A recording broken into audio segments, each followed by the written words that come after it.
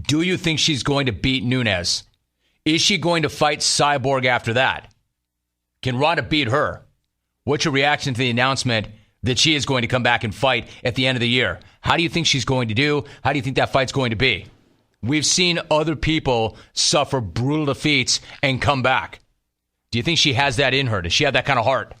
It's one thing when you're on top of the world and you're ripping everybody's arm off in 14 seconds and you're making movies and everybody's terrified of you. But to not only lose, but to lose the way she did, concussed, face beaten in, how do you think she responds to that? What do you think that's going to look like? I can't wait to see it. I have no idea. She's been off the grid. I don't really know what's in her head or her heart. But Dana White says she's been training and she's ready to go. First response through, let's see, an email. Dear Rome, not too long ago, pundits and gas bags were throwing dirt on the careers of both Ronda Rousey and Conor McGregor. We always knew Ronda was a strong fighter, both in and out of the ring. No surprise that she's going to be back for UFC 207. As for McGregor, his clapback that he gets fined more money than most UFC fighters make in salary was another classic. He'll be back fighting in Nevada sooner than we think. So, while we have sideshows like Greg Hardy trying to steal the spotlight, it's nice to see real fighters with real training showing chumps like Hardy how the PR game is played. Sincerely. Stealing your grandpa's car registration renewal sticker.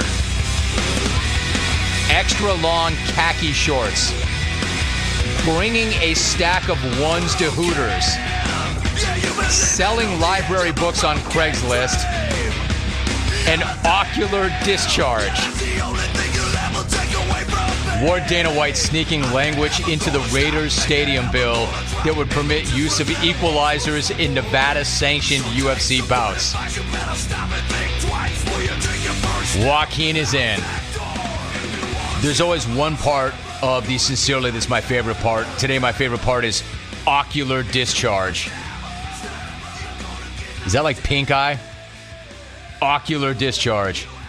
And for the last time, Joaquin, Dana White's not going to allow weapons in the octagon.